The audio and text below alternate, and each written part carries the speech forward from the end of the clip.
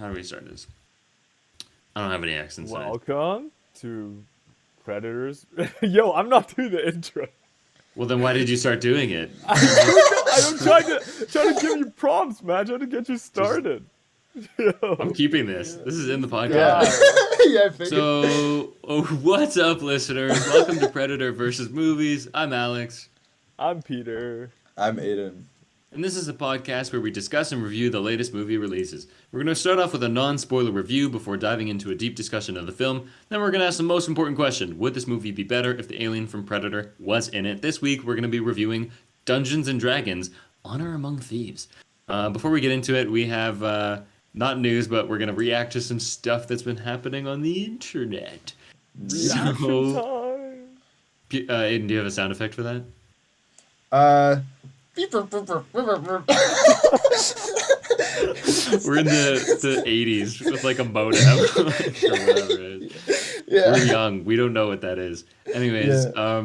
so there's been some reactions to the Mario movie. Like, it's discourse, and it's very funny to me. Yeah. So we just want to talk about it a bit. Basically, some people have decided to like fall on their swords for this movie, for the Mario movie, and they're just like needlessly defending it. And Yeah. their common complaints are, what? Did you think it was gonna be good? Did you think it was gonna be Yeah. a deep Pixar movie, you fucking idiot? And then like we're like, no, we didn't. Like I don't know. Like could it have been Yeah. good? And they're like, but it is good. So Yeah. just constantly like contradicting themselves. I find it so funny. Yeah, it's really funny to be like I've seen so many tweets where it's like Mario movie enjoyers like it's not supposed to be good, and then critics say yeah it's not good, and they're like okay what the fuck. Like, what? But Like, also it the other didn't- thing, Mhm. the other tweet I saw that was good about the Pixar thing was that like Pixar movies aren't necessarily super deep either. It's just clear that there are like people who care about it behind Yeah. it. Yeah, and like stories that actually flow and make sense. Yeah. It's just a little more like effort put into it, I think, Yeah. Dude, and also on Twitter, there's this thing trending about a Mario cinematic universe. Oh It's yeah. like a whole timeline now. It's like make it happen, Nintendo. And like honestly, I think they probably would do it. They probably Like would. the movie's already half a bill. Globe. I think what? 1 week, 2 weeks? How long has it No, been? it's 1 week. It's been 1 week. It's very Yeah. sad to me. but- $500 Yeah. million globally. And actually, I was listening to someone else talk about the movie, and their take was that the reason why the movie is like kind of weird and the comedy is kind of lame and doesn't work is because they're probably trying to make it as universal as possible so that it sells in Sure. every other country in the world. In every market, yeah. Because comedy doesn't translate well most of the time, so you have to rely on like some really basic humor that kind of like everyone can latch onto. Yeah, Really- things that are like that are like easily they're well established in like Exactly. the canon of comedy. Yeah, yeah. Yeah, Dude, so that I makes sense actually, because there's a Yeah. lot of physical humor in the movie, like the there is, dog, yeah. you know, the. Yeah, maybe I that's the can't point of the think another dog scene. example. I don't know. It's a bad movie though, and people should not like it. But yeah, this is where we I are. will remember Jack Black singing for a while. I know that. Right. If I won't remember anything else in the movie, his singing will stick with me for a bit. That's yeah, I believe that. We've got some trailers though we can get into. Vroom, vroom. Thank you. Let's start off with I don't know. Let's start with the Marvels. Why not? So we got a Sure. first trailer for the Captain Marvel sequel called The Marvels. I think it looks really fun. It's gonna combine all those Marvel guys. It's got, Captain Marvel, Monica Rambeau, and Ms. Marvel. And the kind of plot mechanic is that every time they use their powers, they switch like physical locations. So they kind of like, if Captain Marvel was out in space, then somebody else is where she was. I knew that this was what it was going to be for a while, and I mean, Ms. Marvel teased that was what was going to happen. Yeah. But I don't know. I thought it wasn't gonna work, but then I watched the trailer and I was like, oh, this is actually really fun and interesting. Yeah, they could get into some fun hijinks with that concept. Yeah, I don't know. I think the trailer looks. I'm still very skeptical. Like just Yeah. everything Marvel puts out, I'm always It's just like, it's the Marvel cycle of misery. It's like yeah, a teaser comes out, you're like, oh shit, it's so exciting, and then as you get closer and closer to the movie, you're like, okay, this looks less good, but I'm still hyped. But then when you see the movie, you're like, oh, what are we seeing? But I don't know. I anyways, feel like this feels different than Ant-Man, and this feels different than yeah. I guess I Thor. never thought Ant-Man looked good, and I never thought Thor necessarily looked good either. So Like, yeah, right? I Like you was watch that. hyped for Ant-Man for a bit. I watched those first trailers and I was like, oh, this is so exciting. And then if you keep rewatching them, it's like, I don't know, like that doesn't really look that like just visually. But Yeah. I've seen this a second time now, and I do think it actually like looks pretty good. Even like just visually, looks like they're using a lot of real sets. I think they're getting more time to work on the CG as well, but I'm honestly most interested in the performances. Like I think I really like Iman Vellani. I think her performance looks Canadian. maybe she is Canadian. Yeah. I think that might be the highlight for me, honestly. yeah, yeah. Like for the Captain Marvel sequel, funny Wait, enough. But has Monica Rambeau and Captain Marvel met? yeah, not in their current ages Right. though. She met her as a kid, right? Yeah, yeah. Oh right, yeah, yeah, yeah. Right. I forgot what the So backstory was. this will be the long-awaited reunion where she's Right. probably gonna feel abandoned. I think because that was in WandaVision, right? Yeah, she I'm was in pretty WandaVision. Yeah. Yeah. WandaVision Anyways, is how she transformed, right? Yes. That's the Yeah. first time we're seeing. Yeah, okay, yeah, bro. It's been a while. Wow. yeah. Yeah. WandaVision It's was almost like when you, 3 years ago. when you put Or out 20 million projects a year, they feel Yeah. they Yeah. all blend together and you forget what happens. Yeah. Yeah, shocking. But yeah, that was a fun trailer. Speaking of superheroes, I guess there's Yep. a sort of trailer slash behind the scenes look, I think, at Yeah. the Penguin, the spin-off of the Matt Reeves' The Batman, starring Colin Farrell, and yeah, it looks like it'll be good. That Yeah. is my kind of TV show. Because I think one thing that I really enjoy about the Penguin trailer was Batman sort of established this universe at the city, and then Penguins, the Penguin shows able to use this TV show as a medium to sort of really explore one part of the city, which is like, you know, what happened when Falcone is gone and who will be taking over that power vacuum that he's left behind. And Penguin's so focused on that. And I heard Robert Pattinson might make cameo appearances too, which is really cool to see how they're still keeping it connected to the Batman. I'm really looking forward to it. I think that's what TV shows should be. It should be like something that you don't have time to, or that you think less people will be interested in exploring in big blockbuster movies, but that are still sort of this unique part of the world that you want to explore. I think Yeah, that is I 10 out of 10. I was also just gonna say I really like that it's posing the question like, is he gonna penguin or peng lose? He's I'm like he's like really tempted to hit the cricket sound effect right now. no soundboard. No, I think it looks good. It does look like just like what Gotham was. I don't know if you guys watched that TV show, but I did. I watched Gotham. I watched the whole thing, and it That's looks. all really. I watched the whole thing. I got to the end, because I mean, you had to watch the boy become a weird looking Batman. Yeah, It yeah. was like I was like I have to see that. Yeah, he was low budget. But I think it's gonna be the same show, but I think it'll be a lot better for sure. Another I show. didn't mind Gotham. Gotham was okay. It was fun. There was Yeah.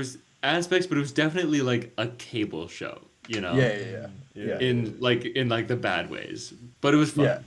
But it was fun. True. Another Yeah, I think show. we're at a sorry, just one quick comment. I think No, we're at go a ahead. point where I think I enjoy limited series a lot more than actual like seasonal shows.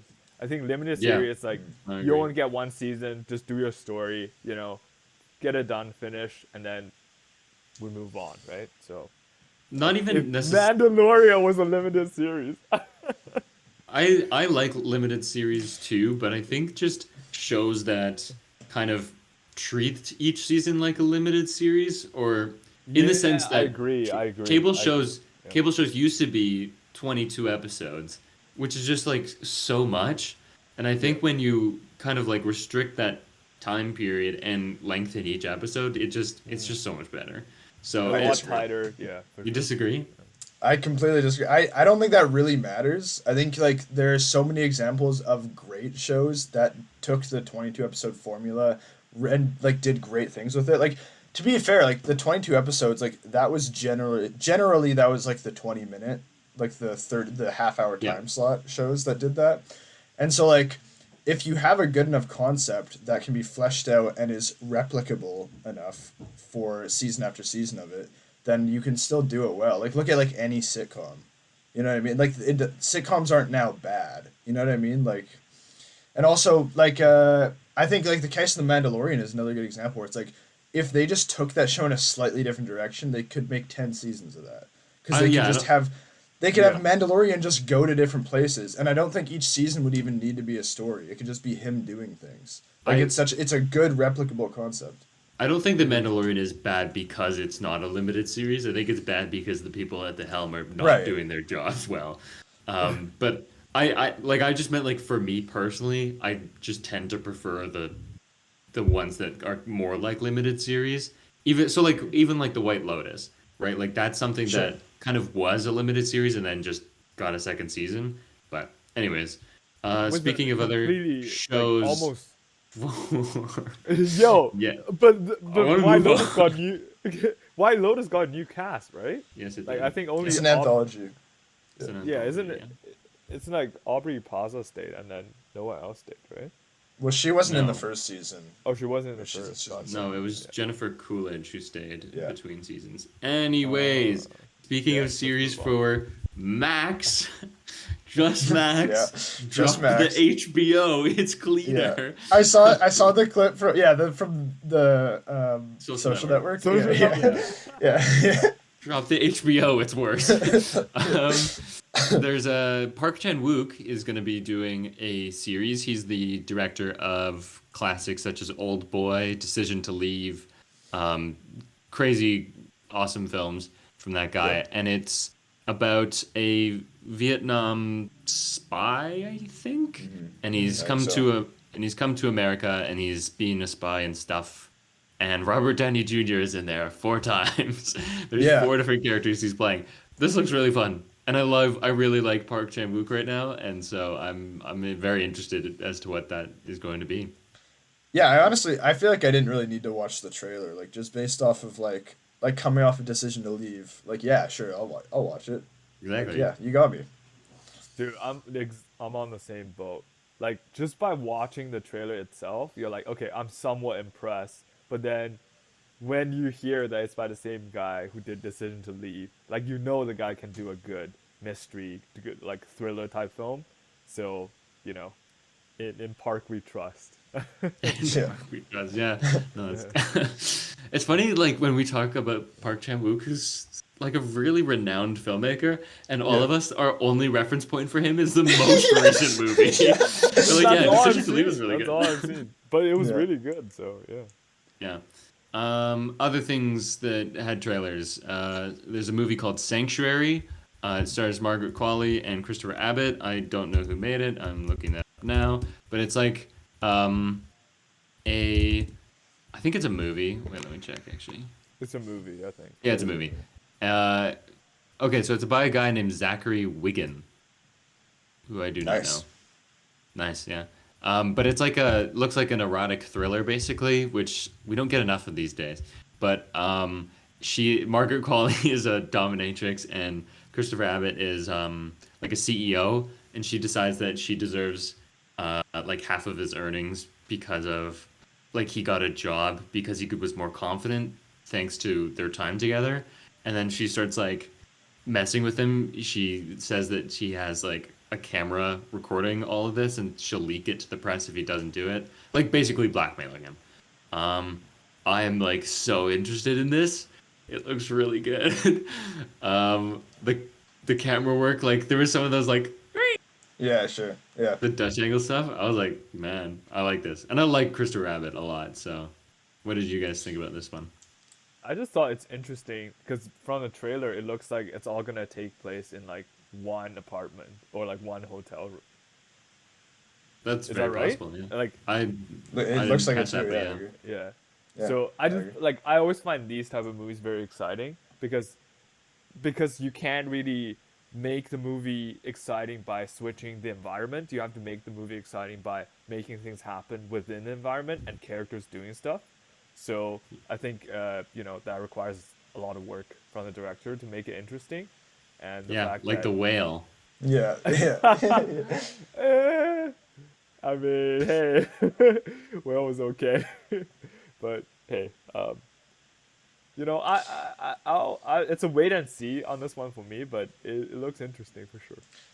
Yeah, I think I agree too. The thing, like, I'm just generally not a trailer guy. Like, I honestly think if I Okay. didn't do the pod, I would never watch trailers. Like, Oh I wow, kind of prefer to not watch them for the most part.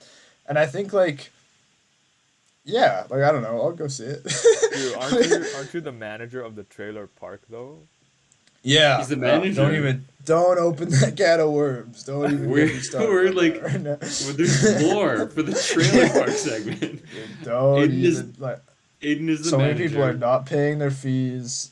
and then Oh my god.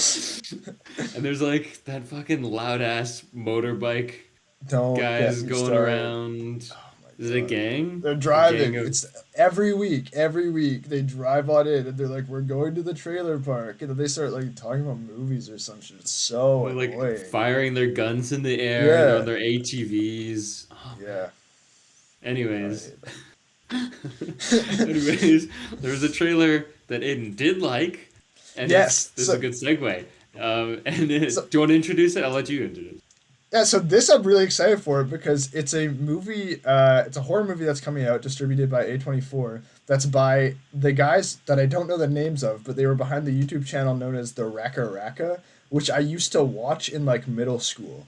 They used to make like these like absurd, like hyper violent action videos. Like they had an ongoing series where Ronald McDonald would basically just get mad and like kill a bunch of people, and it would be like super graphic.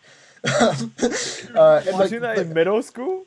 I'm yeah, me and That my sounds friends used to right. like That sounds quote very it. Me and my right. friends used to like quote their videos constantly. Like we would Oh do my the Ronald god. McDonald voice that they did.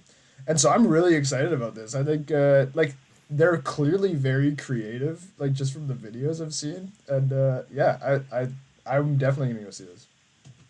I don't have the same backstory as you do, but like like it looks really good. I've heard good things about it. It's played at some festivals and stuff, and it's basically like a monkey's paw, and like if you shake the hand, it'll do like some devilly shit. And like I don't like horror films a lot of the time, and I really don't like the supernatural kind because that will scare me. But this Mm, is one that I might be willing to like sacrifice myself for because it looks so good.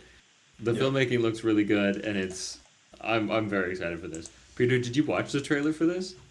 I did. Did you do it with your eyes open?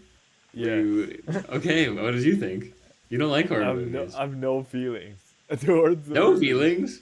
Yeah. Not even negative? I was like, cause like honestly, I think my thing with horror movies is like, okay, like what's the point? Like, What's why the does this have to point? happen? Damn. That's You guys are sad. That's sad for cringe. you. Okay, well, thanks, Peter. Last trailer we have is The Last Voyage of the Demeter. Basically, it is a Dracula thing.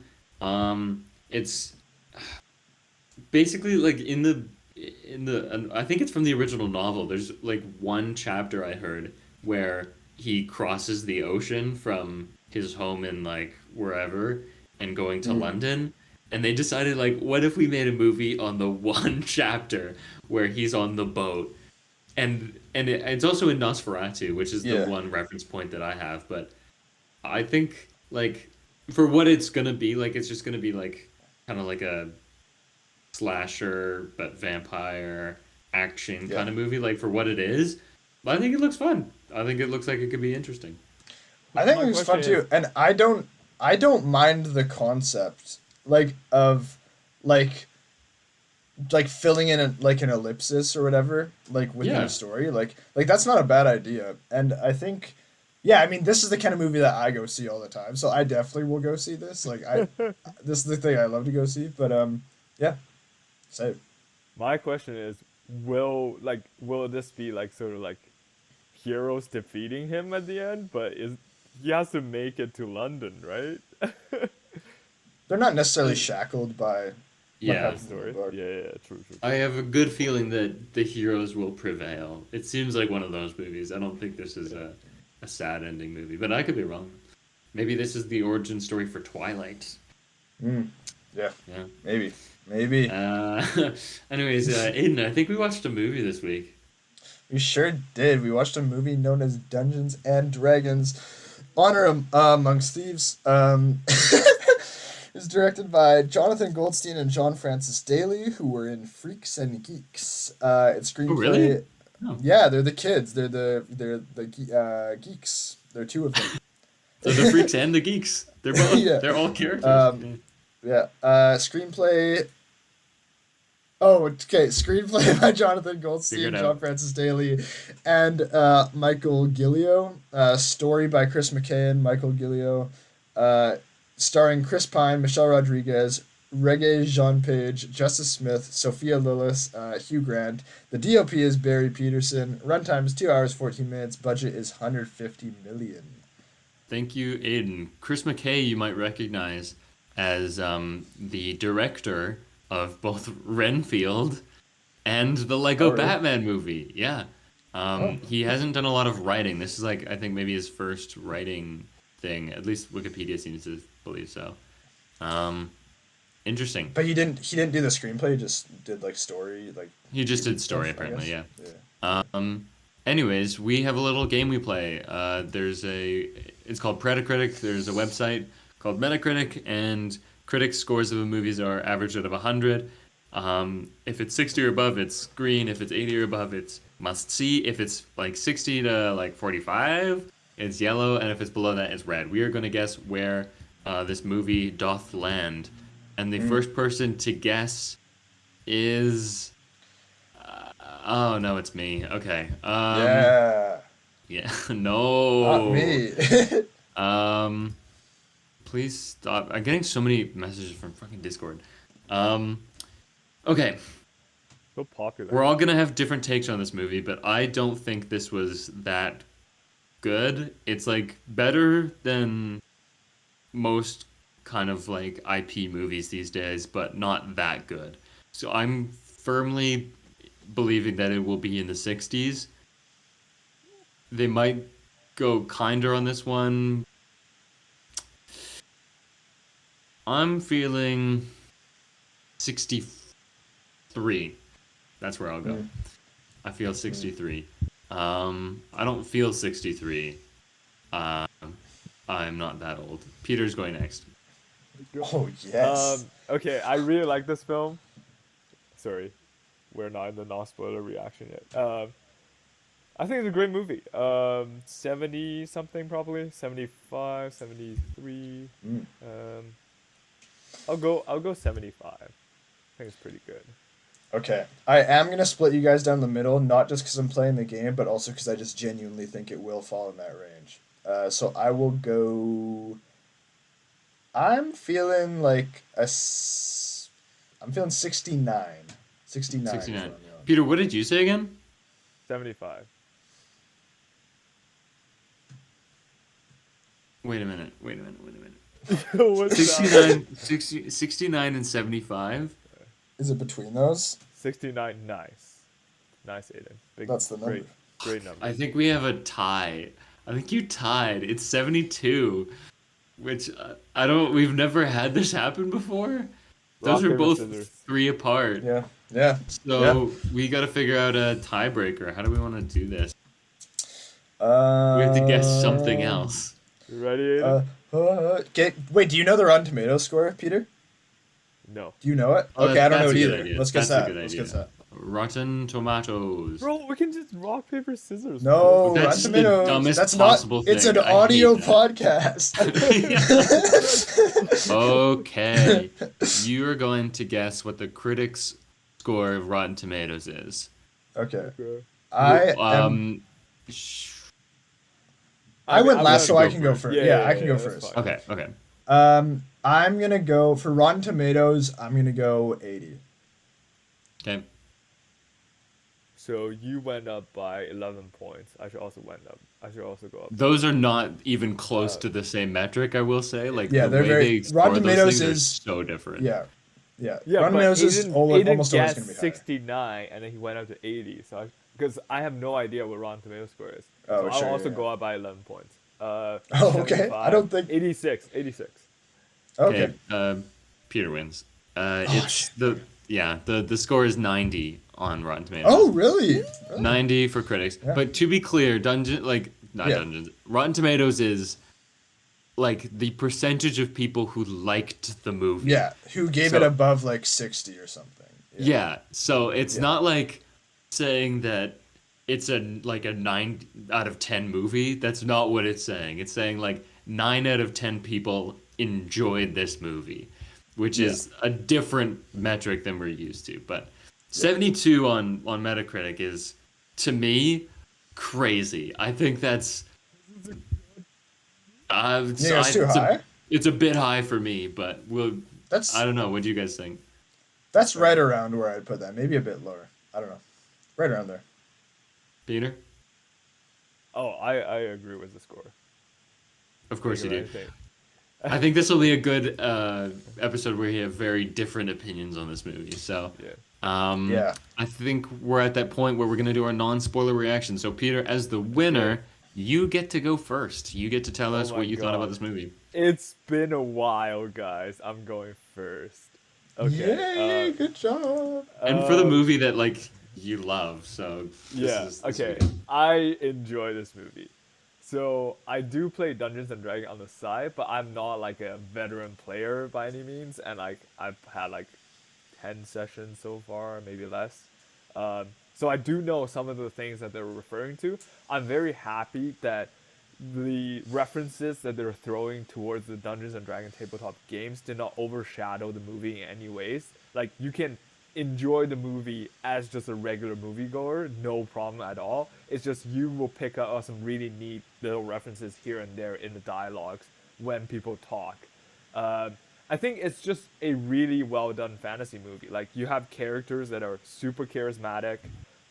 You root for them, you cheer for them, you feel for them, and they're actually characters with emotional arcs and character development throughout the story, which I also think it's just something that a lot of blockbusters nowadays are missing. You have characters that are very stale, and just a really fun time. I think the movie's really funny, and I was talking to Alex about it, and he compared the movie to Guardians of the Galaxy, which I thought was super accurate. It's really just like a medieval, this sort of band of misfit heroes, banded together going on an adventure. And the movie's cinematography is surprisingly good. Like, it's actually goes really hard sometimes. And I thought it's just a very neat addition on top of an already excellent movie. I give it a 4 out of 5, and I recommend everyone to go see this. It's a very good time in the theater. Cool. Cool. Okay, Aiden, what did you think about this movie? So I do have to, before I really start talking about it, I do have to reveal a fact, which is that I was quite tired coming into the movie theater and did fall asleep midway through. Not because of not because of the quality of the movie, but there's probably about 10 minutes where I was asleep. I think it was around there. So, and then when I woke up, I was a little groggy. So I'm not going to be at my peak performance here. but I'll tell you, I'll tell you what I thought. Yeah, I thought this was fun. I thought that there was some awkward directing moments, and there were some parts where I thought that, like the way the characters are acting is weird and just kind of inconsistent in times.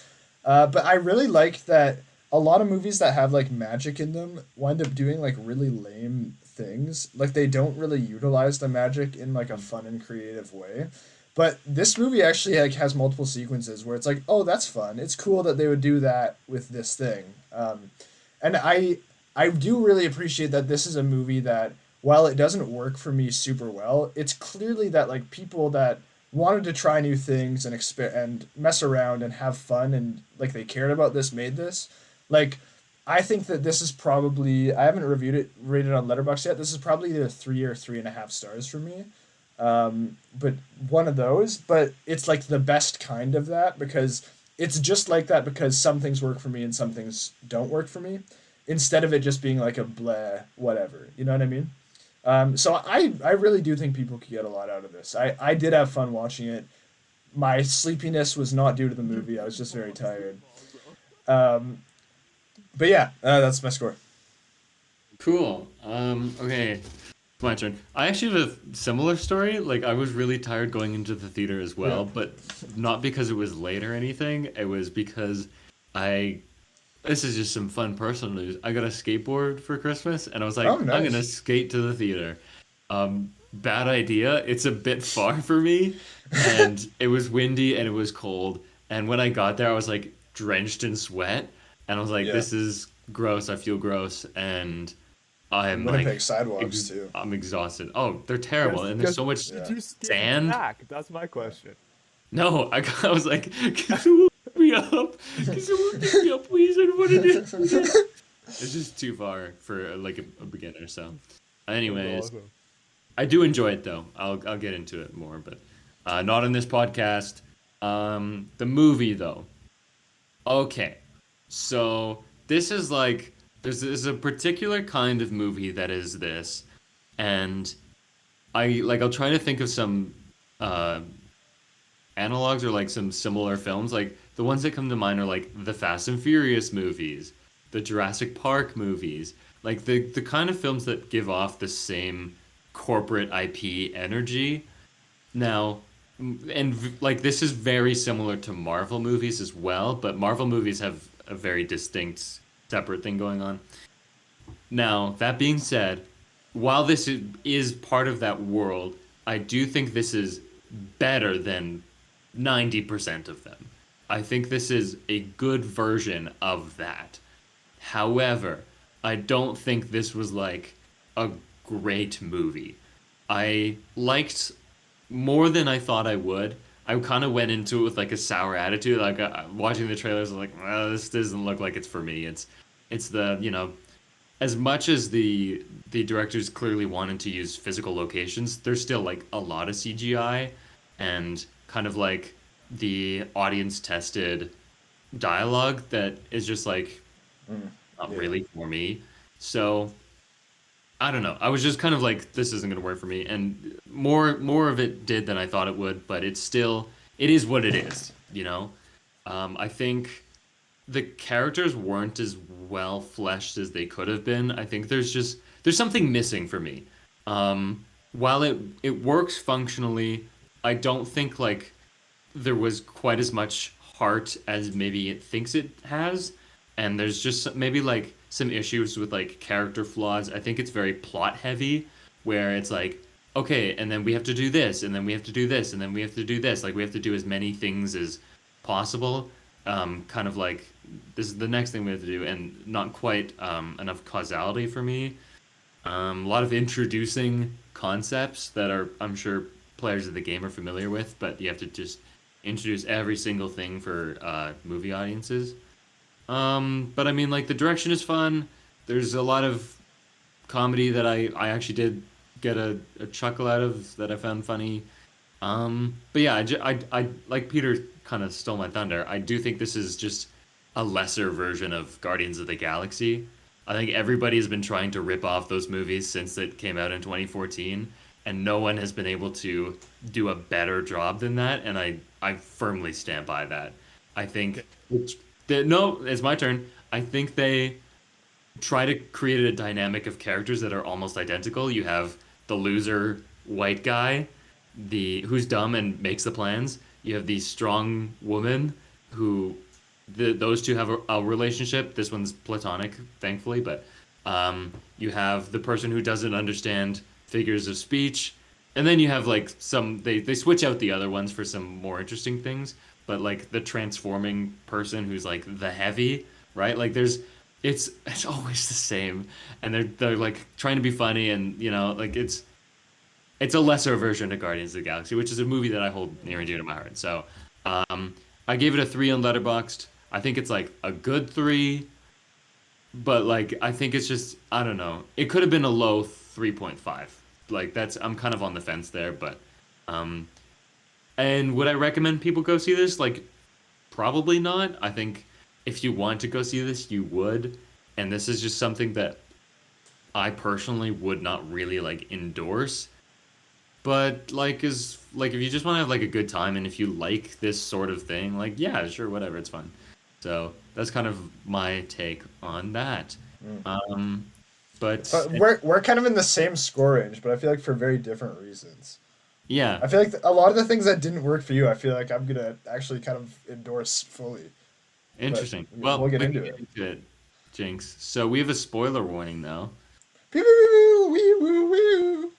Yep. So we're gonna spoil the movie if you haven't seen it. We're gonna do a synopsis, and that's me, unfortunately. So I have 2 minutes to describe what happens in this movie, and I'm excited to learn about what happens during the part I fell asleep for. dude, I'm not gonna be able to do this because, like I said, there's so A lot much of stuff plot in this happens. movie. It's so long too.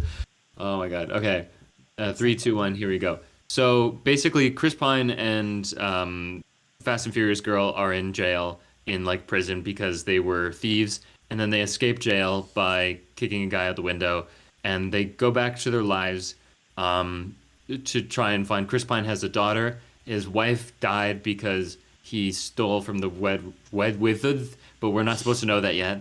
And his daughter was taken in by their kind of like friend Hugh Grant, who is like a con man, and they got like betrayed by him, and it turns out that he's bad. And so then they're like, okay, we need to get the daughter back. And Fast and Furious girl is kind of like sort of like a mom to her. Anyway, so they're like, we got to get her back and like prove something. I don't know. So they go out and they find their old wizard friend who's really bad at wizarding. They find his ex girlfriend who's like a changeling, like can change into things with the elves. And so they go on a journey.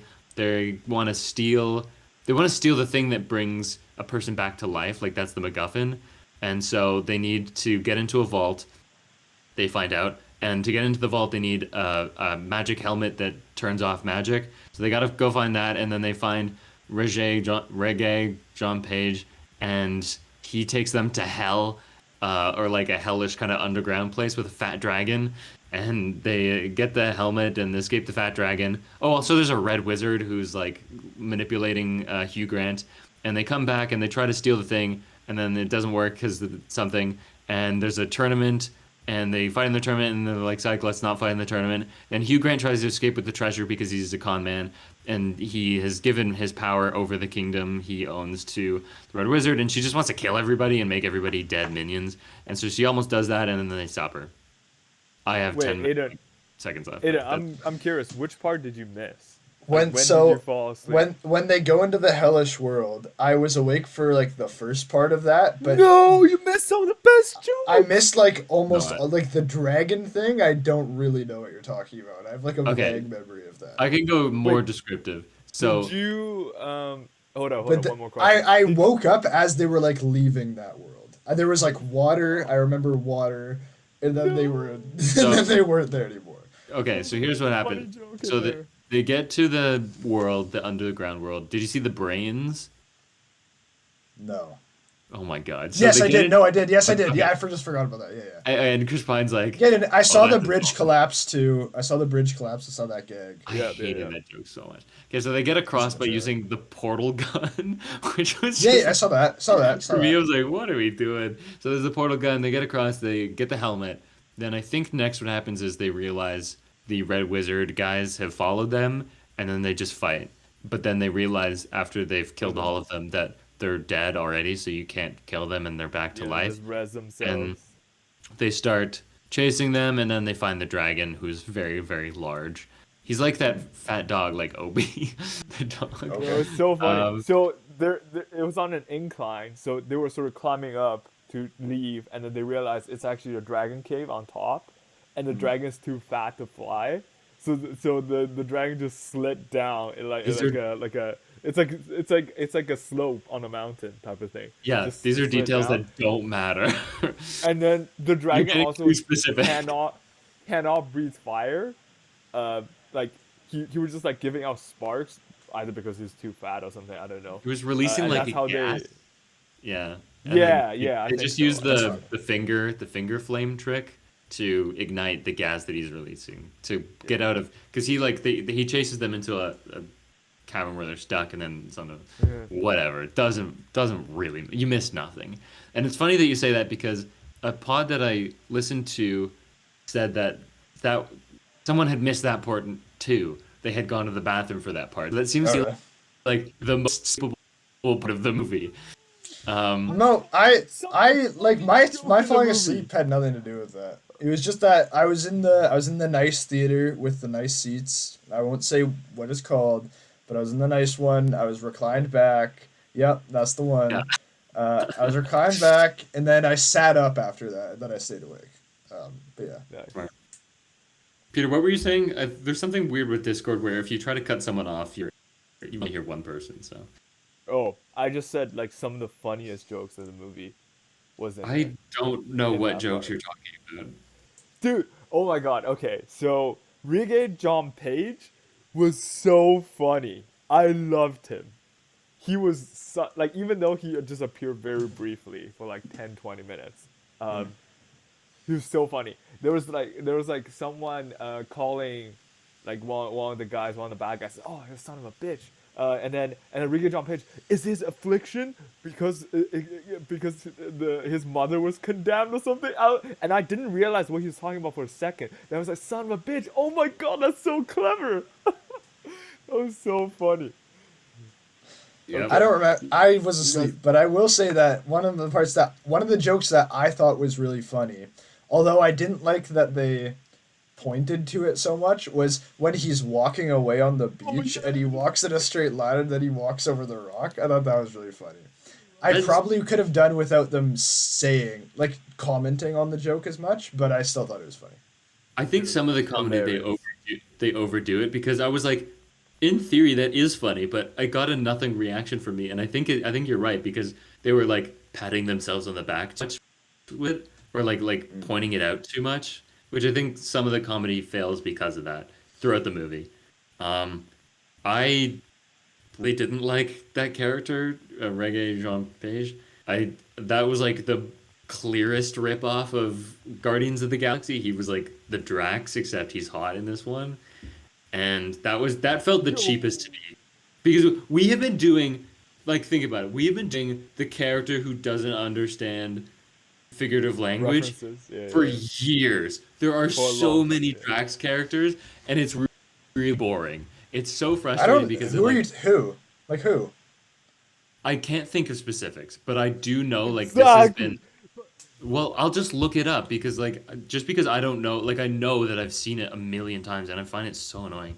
But someone But, else is like, I gonna have to always- cover for me while I do this. Cover who? Like, his jokes though always catch me by surprise, and that's I think my favorite part. Same thing with Drax. It's like you don't expect them to misunderstood some references or like just language that we use every day, you know. And then when it pops up, I always find it funny.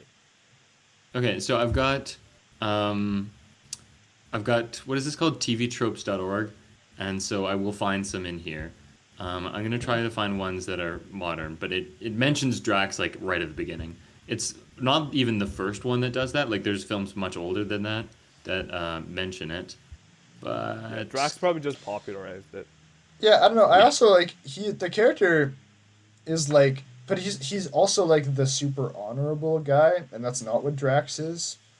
That and, is like true. that is an important thing as well. Like, I don't know. I didn't really make the Guardians connection. I think because I don't see Guardians as the progenitor of those dynamics. I think that those are like well established dynamics. I can see that Guardian, like, I get that. I don't think you're wrong that people try to emulate Guardians, but I don't know. I don't really care. I think that because Guardians didn't invent that, it's more or less up for grabs. Yeah, Um, yeah, absolutely. Agreed. and I also wanted to say that I pretty strongly disagree with your point about this being in the same realm as like Jurassic World and stuff like that. Like, because the difference is pretty critical, which is that Jurassic Park is an established franchise that people will show up for, so they don't have to try that hard and people will go to it. Who the fuck is lining up to see Dungeons and Dragons? Like, it's not like it is IP, that's correct, but it's not like a tried and tested movie where it's like, okay, we're gonna make this very corporate. Like, it's clearly a case where they're like, okay, we're gonna make this movie, and then they got a couple guys who are like really interested in doing it, and they're like, well, we don't know if this is gonna work or not, so just like have fun. And like I think that's a very important distinction. I don't This doesn't feel the same to me at Agreed. all as like the Jurassic Worlds. I think this is Okay. much more inspired and much less corporate. Because I thought, correct me if I'm wrong, Alex. I thought when you mentioned these movies, you were more referring to it as like this sort of like fantasy, but like less serious type of movie. No, I didn't think of it. I'm talking about like how do I describe this? Like the general feeling I get from the movie Hmm. is all of these movies feel the same. Like they are the Hollywood, like this is what Hollywood blockbusters look like now. They all are very, very similar. And that's Well, in the yeah, tropey I disagree. I let me just disagree with that finish. too. Yeah. The tropey characters, the kind of like, okay, like obviously this is what happens next. Really just like they all feel so similar and I don't know, like CGI location, like just whatever. But I, like I said, I think this is better than most of them. But I do just think like I don't know, like they feel they're of the same breed, you know. That's I as close as disagree. I can get. Yeah, I don't think this feels like watching Jurassic World at all. I think it's If better than anything, I Jurassic think World, but But I don't even mean quality. It doesn't feel like the same kind of movie. Like this feels like a yeah, sure, fuck it. Like we're gonna make a Dungeons and Dragons movie instead of it being like, oh yeah, we're bringing the franchise back. We're gonna have well, that's dinosaur. Like no, you're focusing on the franchise part, and that's not necessarily the issue. Like I know that this isn't like an IP that is as huge as things that have had movies like this isn't like a legacy sequel or anything, but it's everything else about the movie. The IP is like whatever, I don't care. It's yeah, it's the filmmaking aspect of it. I don't care that like the IP isn't drawing audience in. It's like this is something that like Hollywood produces five of these every year. I agree that it feels like a somewhat standard blockbuster, but I Maybe don't. that's what I'm But trying to say then. yeah, I just think that Jurassic World and stuff like that's a specific flavor that this isn't. I think. Sure. Okay. agreed. Anyways, It's we an co- indie I, blockbuster. it is not a fucking indie blockbuster. I'm kidding. I'm My kidding. God. I'm kidding. Anyways, we kind of talked about this Guardians of the Galaxy. I did look it up. I couldn't find any characters that I was referring to. I don't know who I'm thinking of, but I've seen no, I'm dead No, I serious. I've know. seen I know. enough movies where it's like, okay, you're just doing drags again. Like that I'm really tired of it at this point.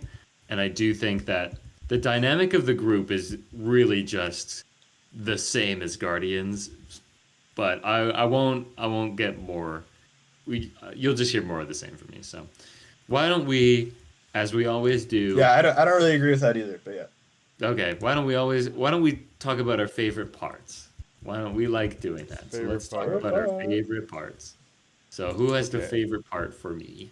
Peter, you're the I have most passionate. You I go. have a clear favorite. So I think the cinematography of this movie, That is not a especially for certain part. scenes, That are is sick. okay. I'm getting there. Okay. It's Go yeah. to a specific part. Okay. Let him talk. Let So him talk. yeah. Let me cook, man.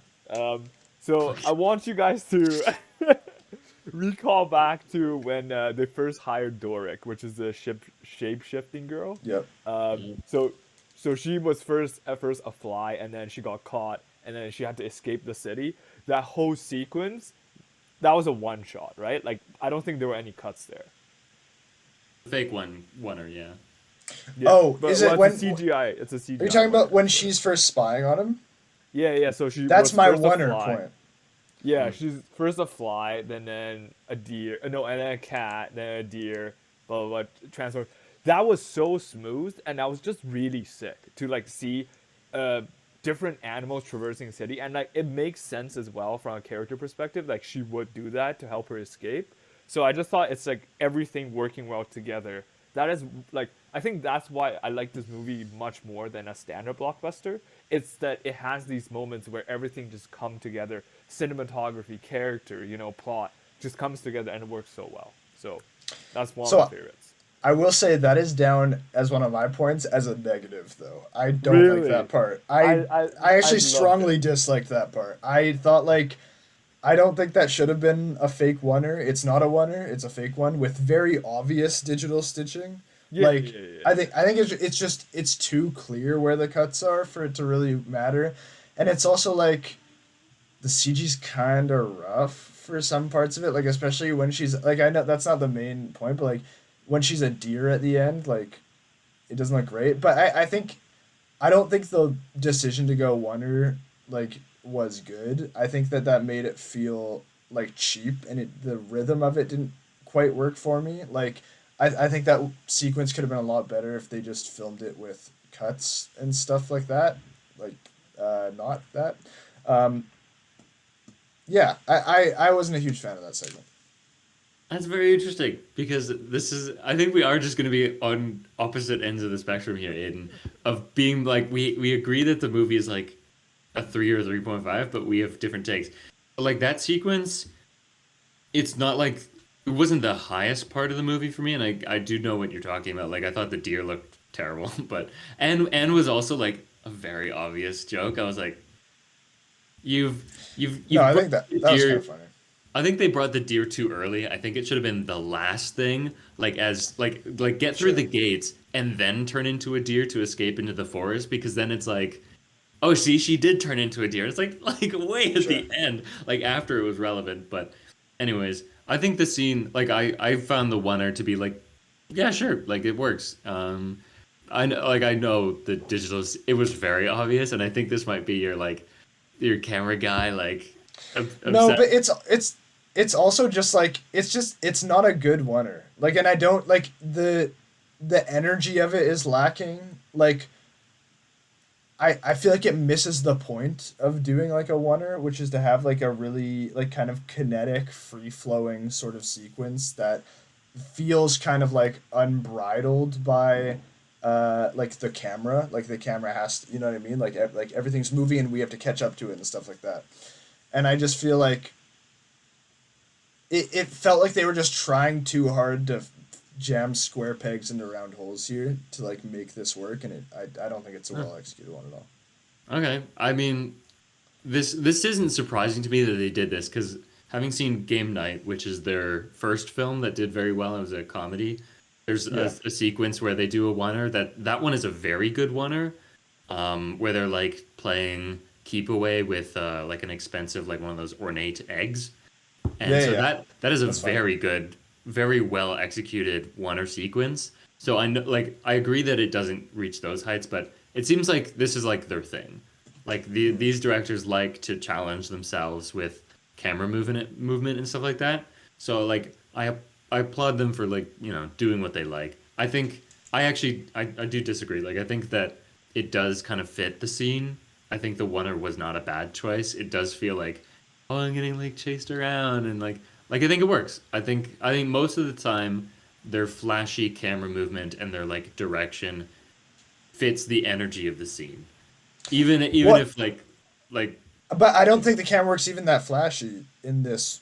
Like I other than you know what I mean. Like it's like the actual shots that are being stitched together are kind of nothing, and like they're not that fun. Like, and to be clear, like I think later action sequences are much better and much more fun.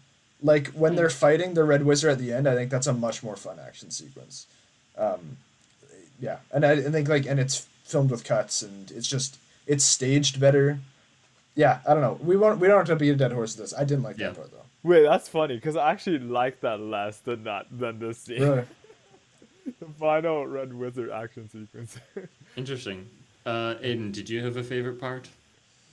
Yeah, what is your Uh, favorite part? what was my favorite part? I really liked towards the end. I think like the kind of the third act was like as in general like one of my favorite parts of it. That was when I really started to enjoy it more. And I think like I really like the sequence with the mirror when they're using the portal thing. That's a really fun and clever use of the magic they established. I think I really liked that when they're like breaking into the vault. And then I liked the gag of like it falls onto the floor, and so I thought it was clever that like then the characters split up and one of them learns an important thing while the other ones do this. I actually I thought it was like a well constructed like sequence of revealing information in a fun way and building up to an action sequence that and then tying something that we established back in. Actually, I really liked it. Yeah, and also in addition, the one other scene that went really hard in the sequence you described is the Doric girl, the shape-shifting girl, like going from the portal into the vault. The sort of like flip, and the camera flips with her. That was So fun. cool. Yeah, So that's. cool, man. Wait, when was that? I don't remember. Was that was before, That right? When they were that trying to was hijack the cart? them entering the carriage. Yeah, Yeah. yeah. I Yeah. saw that on Twitter behind the scenes. It's like, oh, that is pretty cool. Like them doing the Yeah. camera flippy guy. No, I completely agree with you in that when they have to split up and like the energy keeps building with the intercutting between the different scenes and how like yeah, like characters are learning things at the same time, but like different things. So like Dora or whatever the shapeshifter's name is. It's not Dora, is it? It's It's Doric, Doric. I think. Yeah. Doric, okay. Doric the Exploric. When Yeah. she's like in the real safe, and then she's like, oh, they're escaping. The stuff is gone, and the other guys are like, oh, why is this empty? And those kind of Yeah. like arrive where they should be arriving at the same place at the same time, and they don't. And it's like, oh, that's a really good moment. Yeah. Yeah. Meanwhile, Chris Pine is focusing on what he thinks is most important, which is daughter. And I think, Yeah. yeah, it is a really well constructed sequence. Yeah. It also starts off with a really great moment where they're trying to do an illusion, and Chris Pine is like singing a song, and then it breaks, and it's a little break, Yeah. and then like his eye starts like. Although I will say I found it about funny. that was I really like that moment, but it was another. There are a bunch of moments in this movie where I think they're just slight directing misfires. Where Mhm. I just think this would be a little. I think they have this shot where it's a wide, where it's guards in foreground, and then our characters sneaking off in the background. And I think the characters need to be more in focus in the shot, and the shot needs to be composed in such a way that we clearly see Chris Pine more, which is not in the Yeah, shot. yeah, And that that I like didn't find clear at and all. and so like it's just a little bit of a misfire for me, but Yeah. I do like the moment, and there are a bunch of moments like that in this movie for me. Same, I agree. Direction misfires, I think there's a couple ones. The ones that I can think of, I think the one of the worst executed jokes for me was the one about the bridge, like the one that crumbles. Were you Sure. awake for that part? I was awake for that, yeah. Okay, so it's like reggae is like doing like the you have to take two steps like that was like fine, I think, but it's when Yeah. it crumbles, I was like, you've done something wrong here. Like cutting, I think it was holding Yeah. on the wide shot. I was like, Yeah. that is not funny at I all. To me the problem is also that we see the character who does it edging up like while they're talking, and I think that needs to happen off screen. I think we need to not I think he needs to we need to not see him for a second and then he's there and it crumbles. I think that's an important part of it for me. Maybe the thing that I'm thinking about now is naturally Guardians of the Galaxy. Well, it makes sense. It's from the first film when Rocket. It's a very similar scene. Rocket is explaining how they're gonna escape from prison, and he's saying, Yeah, and then the Groot thing. yeah, let me describe it. So it's Yeah. he's describing like we have to do this, and we need this purple battery, and he's talking about the purple battery. Meanwhile, Groot is in the background hearing that first instruction, going, "Oh, I need to get the purple battery," and he's reaching for it. And he's working on it, and then as Rocket is winding down his instructions, he goes, "But we can't get the purple battery first because it'll do all these really bad things. So we have to get it last." And then it breaks, and then Yeah, but now we're in high gear, and So there are a few Didn't things that work. are different about that though, where it's like when so he's Groot is like centrally framed, Yes, for one thing, in it's a that shot. very well That's framed shot. that's important because he's off to this our character, I forget his name, he's off to the side. He's like way off to the Yes. left. And Yep. that's important because it's like he's kind of just, it feels like just like that character's antsy, like he's just moving instead of like, oh well, like why don't I look at the bridge? Like he needs, I think he needs to be in the center of the frame, or just it needs Yep. to be composed differently. It's also different in that we don't know what he's doing. Like we don't know if he's getting too close. We know that Groot is doing the wrong thing as he's Yeah. doing it, but we that's not super clear that like, oh, he's getting too close to the bridge and he's gonna activate it. Like we don't, that's not clear enough, and that's why the joke Hmm. like backfires. Yeah. I think also maybe there's like a timing thing too, where they Yeah. hold in wide shots too long. I really hated the wide shot of all the people because it's really boringly composed. Like they're just all Yeah. standing there. But also I think there was another shot where they there was maybe even wider than that. And I was like, both of those shots are just not funny for this. And I almost wonder if this is like a post what was it called? No Way Home world Sure. where we're now editing, factoring in audience reaction. Where you watch Oh, No I Way hope Home not. now, where you watch No Way Home now, like specifically the scenes where you introduce the Spider-Man, and Yeah. they know that audiences are going to applaud and cheer, and no one's going to be able to hear anything, so they edit the movie differently. And you watch it at Yeah. home where no one's cheering, and there's just these awkward pauses where people are like, like Yeah. just reacting and saying nothing, and it's so weird. Yeah. And so I think that was what was happening because I watched it with like 3 or 4 other people, like no one was there, and so Yeah. it was just like really awkward and silent. And I think they were expecting maybe like audience laughter, and they're like, "Oh, we gotta wait for it to die down. It's so funny. We gotta like I don't know. It's weird." Peter. That's Yeah. crazy because I recently found out that Charlie Cox, this is the actor that played Yeah. Daredevil, was given the direction to specifically not say or do anything after we first see Daredevil on screen. Because Yeah. they Hold for know, applause. yeah, that is wild for me. Yeah. It's. I think I hate that. That's Um, me too. I'm trying to think. There was some other directing misfires I had. Can you Well, remember some of but yours? Alex, I- what is your favorite scene, man? Well, I was just kind of following this tangent, but Yeah, Sure. while we're going down this rabbit hole, there's like we might as well because, I mean, unless you Yeah. want to get into that first, and then we can loop back to it. well, okay. we can loop back when it's natural. Let's Okay. go down the rabbit hole we're on. Yeah, so this is another one that isn't. It's not a like technical thing. Like it's not a shot choice thing, and it's not a like did they pull off this gag well thing. It's a how characters are reacting thing, and this is what I mean when I said characters were inconsistent sometimes. Where when Chris Pine and Michelle Rodriguez first go to the castle and the daughter is there, that Yep. interaction is very weird. It's It's so very weird. very strange, and it's because it's like shouldn't it's like no one cares. It's like Yeah. it feels like no one really cares that much about this situation. Like they haven't seen each other in 2 years, and it's like the daughter's just like, "Okay, Dad, like you left me for 2 years, man. Like, come on, dude." Where it's like if that's how she feels, she should like be like like colder to him. It's also weird that she isn't mad at Olga, like who she sees as a mother figure and did the exact same thing as Chris Pine. Like there's just weird character inconsistency, and Chris Pine doesn't seem to give a fuck that much. Like in his demeanor, it's weird. Yeah, Very that speaks to like the problem I was having with this kind of like lacking part to me is that this kind of like what should be like this central driving force is not there. It doesn't feel Yeah. real. There's no chemistry between those characters, really. There just isn't. And I think it's kind of on all of them. Like I think the kid isn't really like interacting well with the parents, and I don't think Fast and Furious. What's her name? Is it Michelle Rodriguez? I Yes, keep thinking that's what it is, but I keep. Yeah, Michelle anyways, Rodriguez. Yeah. I don't think she's like having good chemistry with the other guys. And Chris Pine, I think, is probably doing his best, but like even then, like I'm not really feeling what's Yeah. going on there. But yeah, no, and like that should have been something. and it just isn't. I think Yeah. no, I completely agree that that was a misfire, and it gets the movie off to like a slow start, I think, and things don't really pick up until later.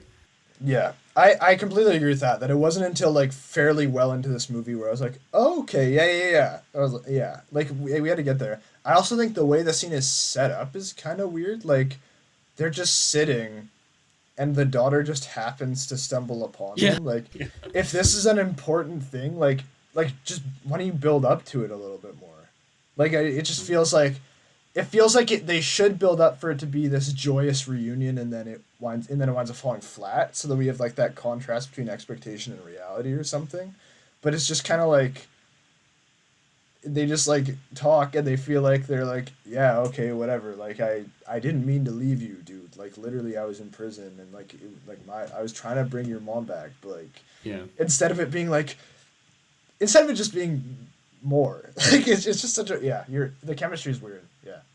Peter, did you have something to say? I don't want to jump ahead of you. Yeah, so I agree that I think the daughter-father relationship is handled really poorly throughout the film. Like even at the very end, he apologized to a a clone. I don't know what was it, like it's the Red Oh Wizard in yeah. disguise at the end, Yeah. and then at the very end, it's like, yeah, you know what? I don't need to apologize to you again. I already apologized, and like they even joked about it. It's like, yo, I had a whole apology ready, but I apologized to the wrong person, and then they sort of just made up, and it's all cool.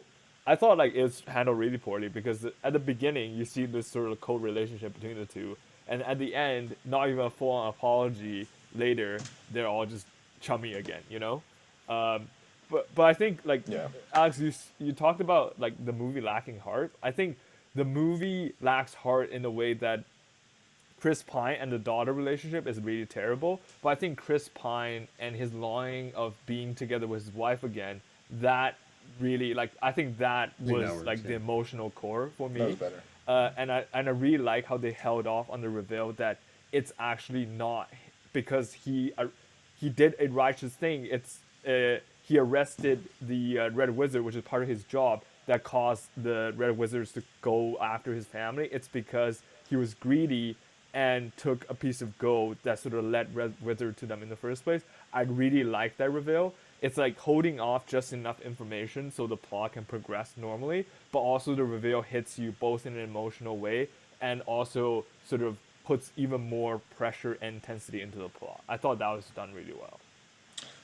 So I was gonna say something I really liked about that general thing. It wasn't the stealing thing, but it was I really liked that. I thought it's an it's a good arc. It's an interesting arc to have him realize that the selfish thing for him to do is bring his wife back. I really love the line when he's like, "I wanted to bring my wife back, but not your mom," and like I think that's a great line. And I think like Oh that's yeah, actually yeah, yeah. I agree. I agree. that's a Yeah, yeah, really yeah. interesting It's arc, for him. It's not for her, because she and never knew who the mother is, right? Like yeah, they would never. Yeah, agree. and the decision in the end, like yeah, like obvious, like it's pretty clear he's not gonna bring back the mom. Someone in the party's gonna die, probably Olga, and he's gonna bring her back instead. Yeah. That's a pretty predictable thing, but I actually like the decisions that went into it. I like that it's a clearly motivated thing instead of it just being a vague like can't disturb the dead sort of thing. Like it's actually like it's a motivated choice that is arrived upon throughout Absolutely. an arc that we trace through the movie. I liked that. Yeah. Yeah. I think the whole like dragonfly thing, I don't know what, because sometimes the flashbacks I was like, I don't know about this, but like in the end it did end up working for me. Um where am I going with this? Like There's you're one referring to the dragonfly where the wife said let it go, and then the yeah, dragonfly. Yeah, yeah, yeah, yeah. Okay, yeah. trying to think what my point was going to be though.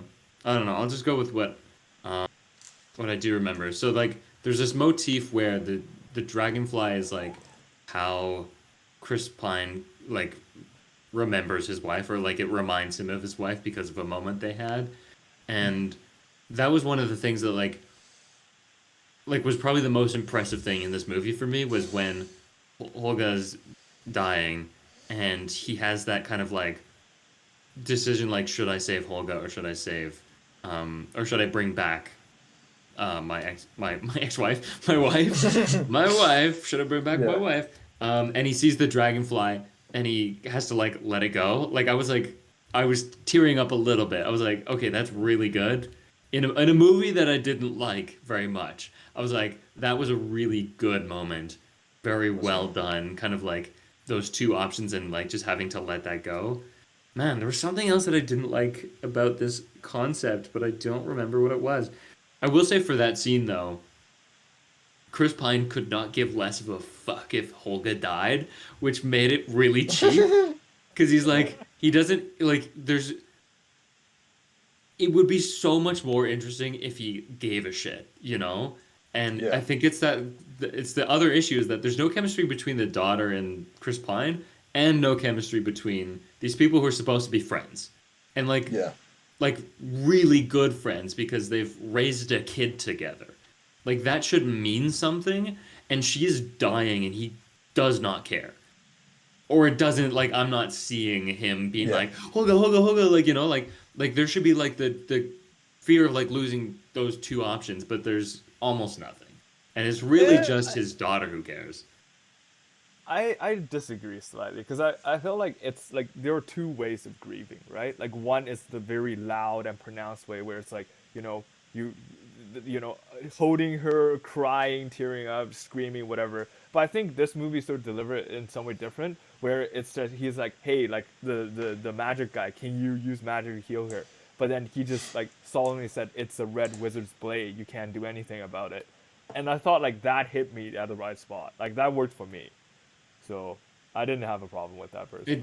It didn't even need to be like a huge emotional thing. Like I didn't see any form of grief on his face.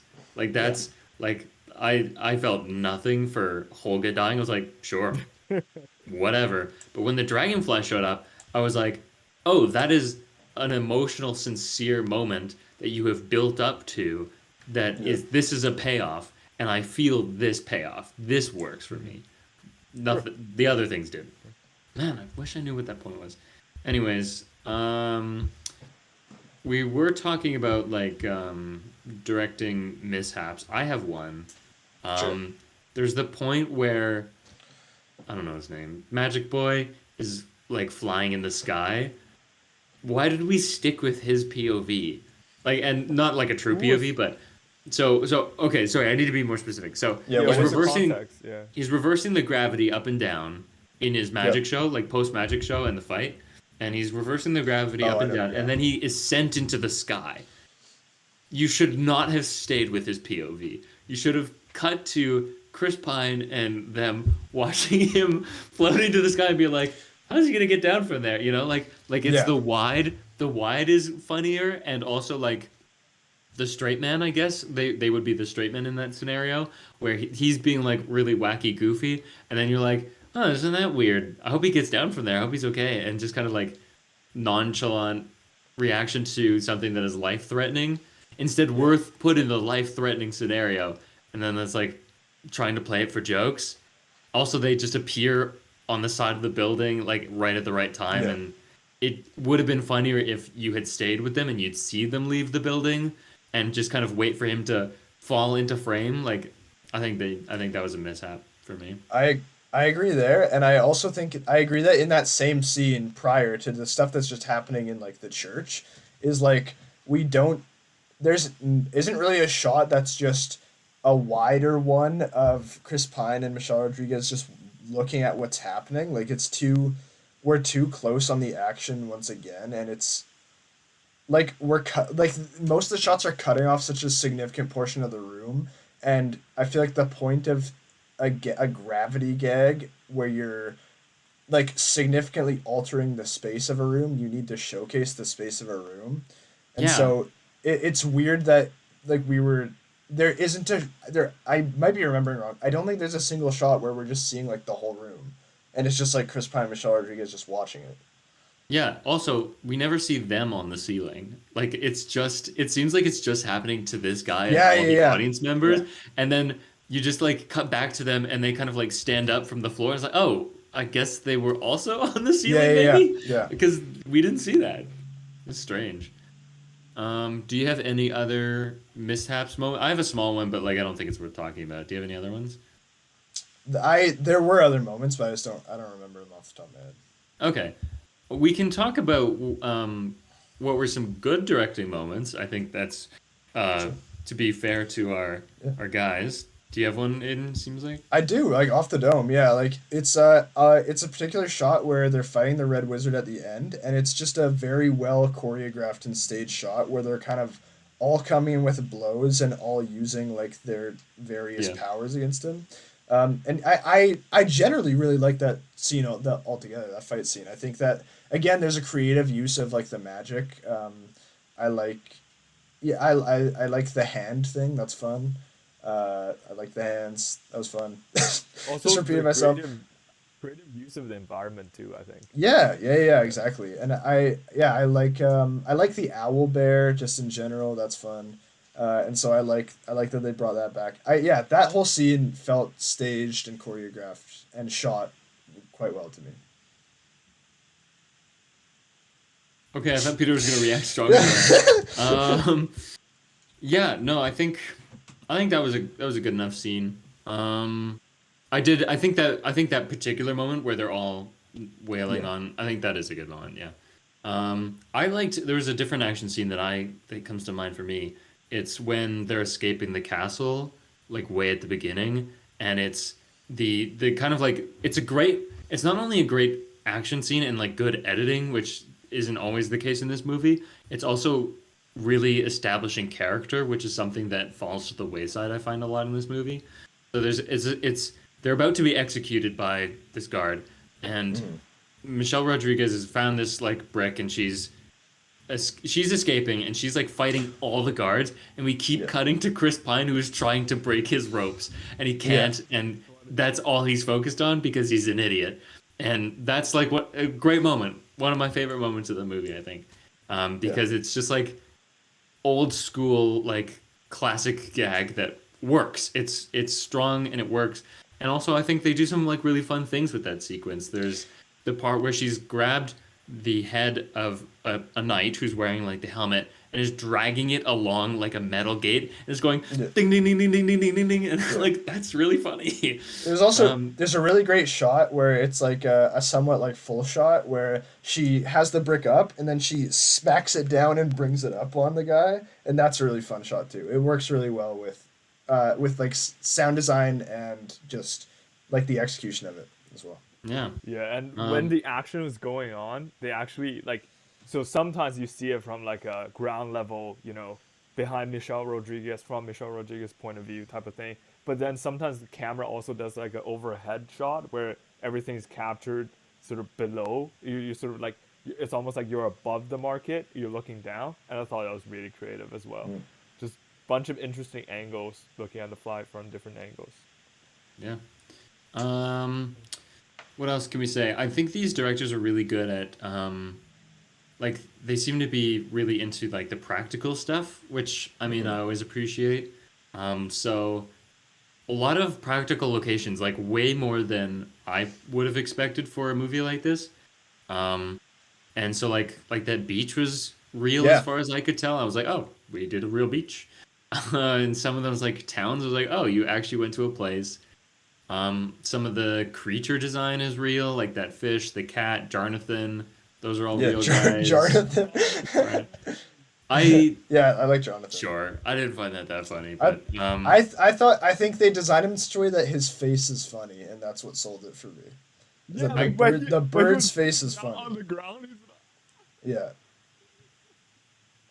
it's funny because Peter keeps getting cut off, and then we just see him miming. We're like, It's all um, good. I kept the local copy. We can use that. I did. I think I don't know. I think the Jonathan thing was only mildly amusing when it was like That's not his "You name. guys-" Jonathan. It's Jonathan. it's not the It's just name. Jonathan. No, it's Yeah. Jonathan. There's an R in there. I know it's Really? Is that it? because I saw it spelt on Twitter. Yeah, it's Jonathan. Oh, I'm really? right. You're Oh, wrong. that's crazy. Yeah, because you think it would be Jonathan, but it's not. It's Jonathan.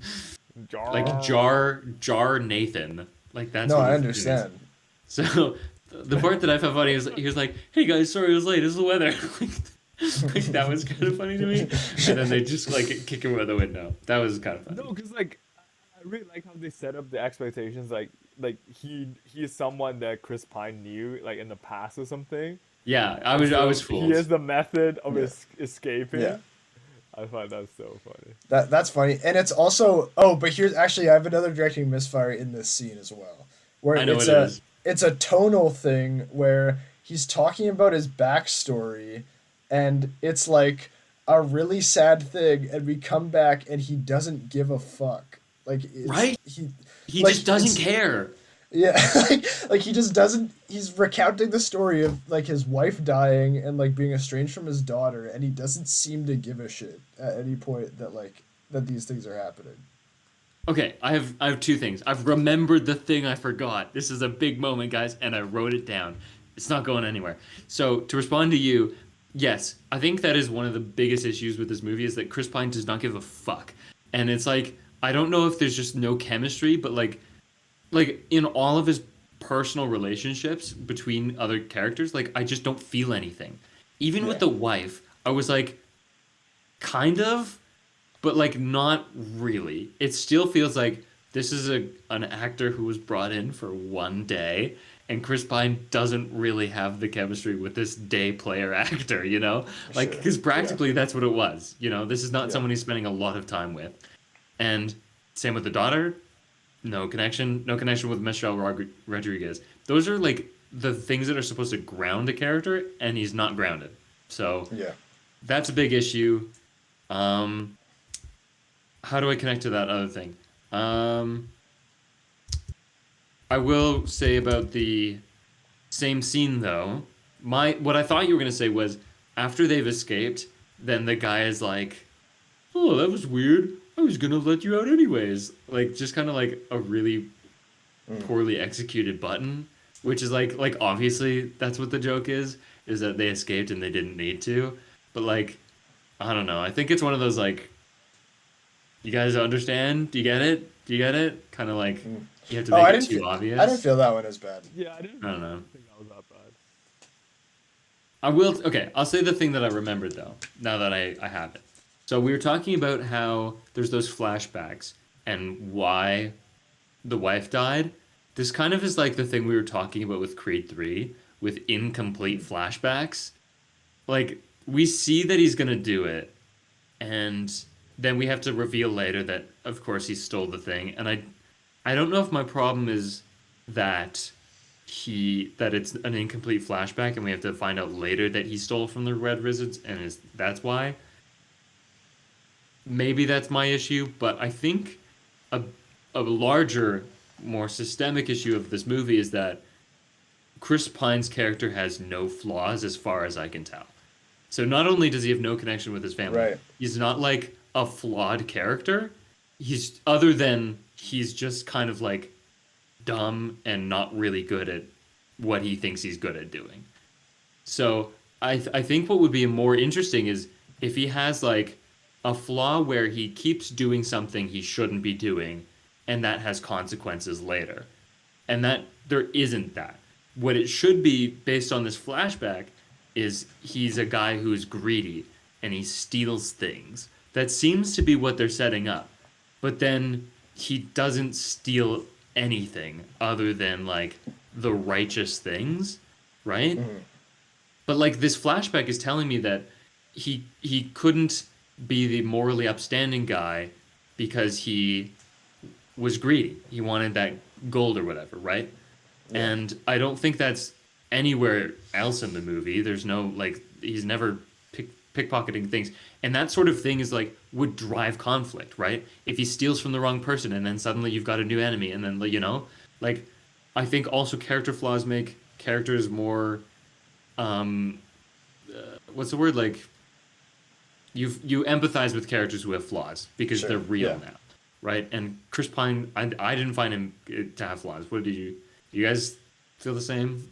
Yo, that is a hard disagree for me. So, first of all, I have no problem with a flashback because it makes sense in the moment. He's recounting his story. to the judges, of course he's gonna cut out parts that didn't make sense to be included. And I think the reveal towards the end only makes the whole thing more emotional because this truth has not been revealed to his friends before, even though they've been traveling for a long time. And it's sort of like a real moment where he had to face his past to tell them the truth that this is actually what happened, to sort of reconcile with that period in his life as well. So no problem with the flashback there. I think that was done well. And then the other part, which you're talking about, is Chris Pine has no flaws. I disagree with that as well. So I think Chris Pine's character is like a foil to Forge, which is Hugh Grant's character. Hugh Grant's character has no morals. He is just all about, hey, I want money. I don't care how we get it done, but we're getting money. We're getting wealth. We're stealing from this people, stealing with that people. I don't care who my friends are. I just want money. But Chris Pine, on the other hand, he at first he starts with stealing for money, right? Like it was later revealed that he stole that gold bar, which caused his downfall in the first place. But then, like at first, we're convinced that after his wife died, he sort of joined the more like outlaw misfit type of life. He started stealing from people. But then we see this real change from him as he meets Richard John Page. That initially he was not convinced that he will actually let the wealth go. But then eventually he, as both like a big middle finger to Hugh Grant and also to his own personal change, he is willing to let the wealth go and give it to the people, So I think both of them, I hard disagree. I think it was done very well. That is a flaw the flaw that you're describing is introduced solely in a flashback in the exposition dump of what happened to land him in jail. From anything that happens in the present, Chris Pine is not having a problem with being greedy or having any character flaws of any kind, other than not giving a shit. Frankly, that's his only character flaw, is that he doesn't give a shit about anyone. And that could be a thing, except it actively makes me care less about him because he actually he really doesn't care about anyone, and he doesn't learn to. In the end, he still doesn't give a shit about Holga, doesn't give a shit about his daughter, really. There's no chemistry there. And the greed that you described is, like I said, in the flashback, when we meet him in the present, he's not stealing for money. He's fully committed to get his daughter back. He's trying to prove himself, even though he's not a bad dad, really. There's no flaws to be corrected. And the correction you said, sure, that could be the correction for a character if they had the flaws.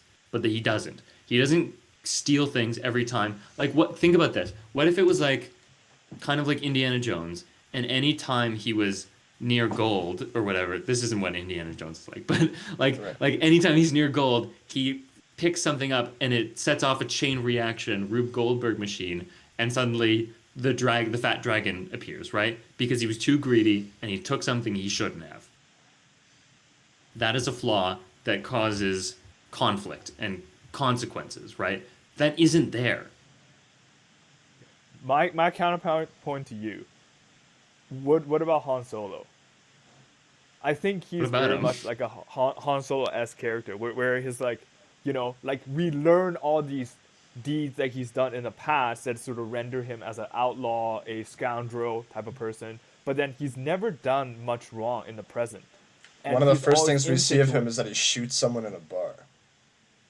Well, that's he shoots not first in the original version. In the original version, yeah, he does shoot someone in a bar. But shoots. I think my point is though, it's we're in situation he talks about it, right? He talks about, oh, I'm gonna steal this well, but he never acts on it. I think it's the exact same situation with Han Solo. Han Solo talks about leaving, talks about not giving a shit. He eventually, but he does leave. He still cares. But he does leave, and then he leaves, and then he has to come back. Yeah, he ditches them. He leaves. No, I disagree. Yeah. What? Okay. I think the stuff that happened in the past is enough, and also present. There's enough circumstance to explain why he doesn't steal currently. So no, I actually disagree. I don't think there's enough carryover. I think that Han Solo we get that backstory of him, and we see that manifest itself in present day, where he runs away. He's someone who runs away from the problem. He doesn't give a shit. He's out for himself, and he has to overcome that in the movie. But Also, that doesn't happen in this movie. for Han Solo, if we're still talking about Han Solo, they have to Yeah. pay him to get them to the Death Yes. Star. Yeah. And then like everything, like while he's stuck in the Death Star, what else is he gonna do? And he has to learn to be a hero. He doesn't want Yeah. to. He's constantly like, let's take the easy road. That's a good character. Same thing with Chris Pine. You think he No. wants to be a hero? He was very much like, hey, let's take the money. We are here for the money in the vault. And if we can save my daughter at the same time, perfect. And then, No, you know, he's like No. from day one, he's always going for like saving his daughter, which is like the honorable thing, and he's whatever. It's just Yeah, not the there for gold me. is always like the gold is always a secondary thing, and yeah, it doesn't. No, I agree with you. I don't think it's focused. I don't think it works. Well, let's talk about something else because we're getting into territory of loop de loop, time loop. Yeah. Let me think. What could we talk about that we haven't talked about yet? My favorite part is before the movie. we're finally So coming back to it. why not? I'm just going top down now. My favorite Sure. part was when the actors are doing their like, thank you for seeing this movie in the theaters. And can Dude, we you're stop so doing troll for this? saying that. Can we stop doing this? Like, I hate it. It's so dumb. But what I liked about it is that, you know, your main characters are trying to give this impassioned speech that they're reading off of a monitor. Meanwhile, Hugh Grant is on this side. He wants to kill himself. Which is so funny to me. He's regretting every decision he's ever made. Just like staring at the floor. Like, it's so funny. No life. Yeah. And then he read the last line and he like wakes up like someone like poked him like you wake up, it's your line. And he's like, oh right. And then he's like, yeah, like thanks guys, play the movie. I also Best part. also in the same thing to the left of the frame. I don't remember who it is. There are two people that are like trying not to laugh about something. Like they think like like they clearly think that like it's kind of dumb what they're doing, and they're just like they're like smirking a little bit. It's pretty funny. It's Justice Smith who's the wizard and probably Yeah. Doric. I think Yeah. it's those two.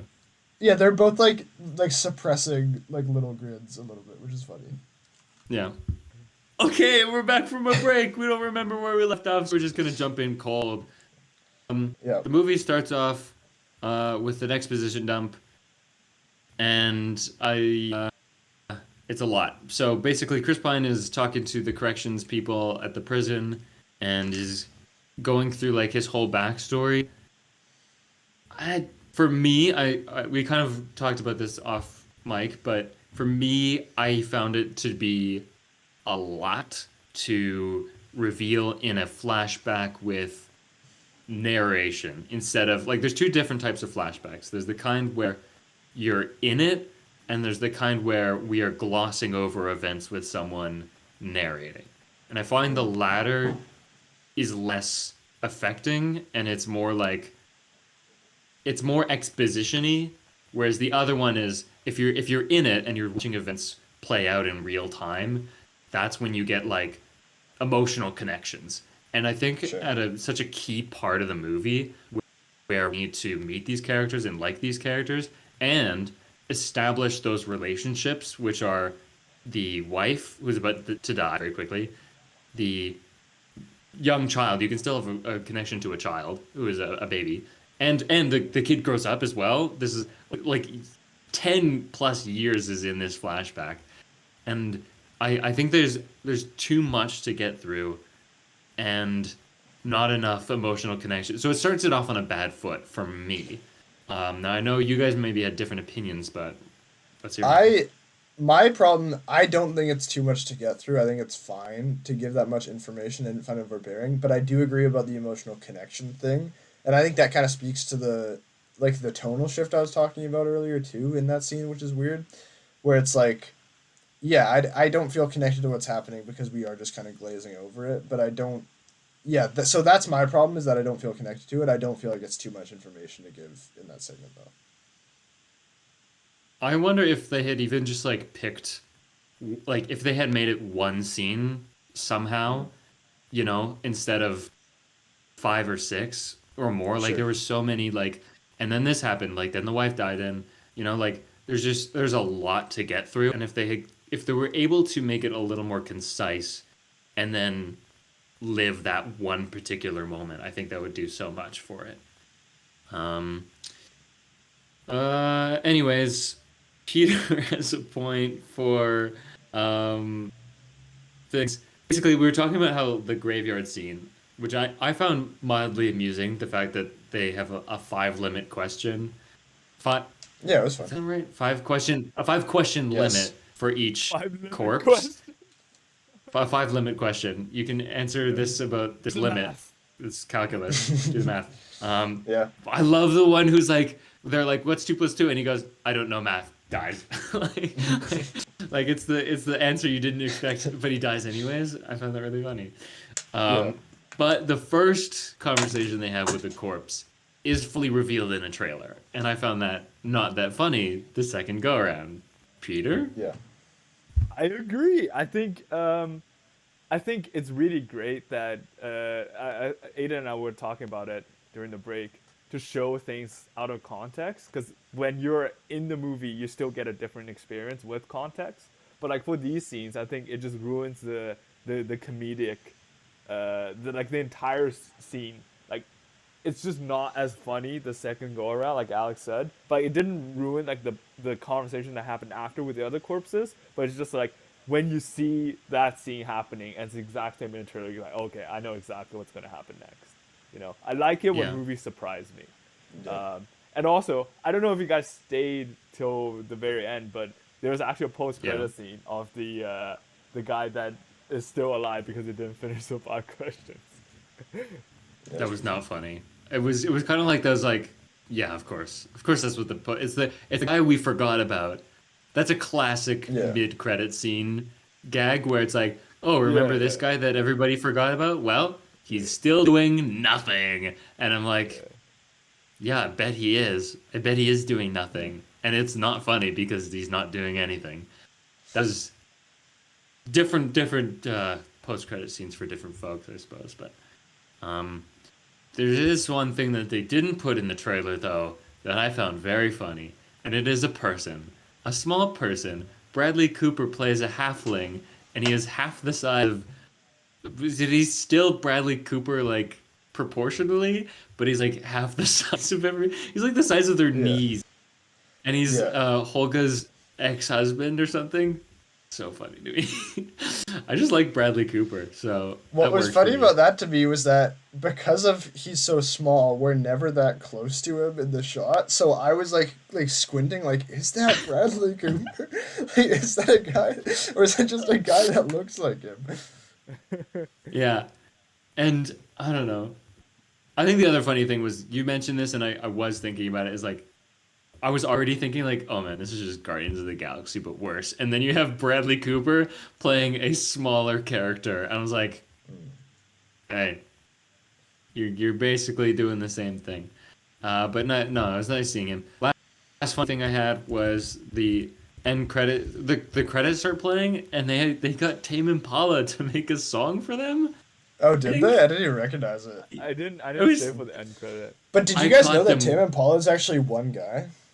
Yeah, I did, and he's Australian. He's putting Yeah, no, yeah. no, I know. Yeah. Um, no, but I was like I clocked it immediately. I was, oh, that's Tame Impala. Okay, interesting choice. I Doesn't fit I at did all, not but clock that. that's funny. That is very funny that And, you would think that. yeah. Anyways, anything else we want to talk about this movie?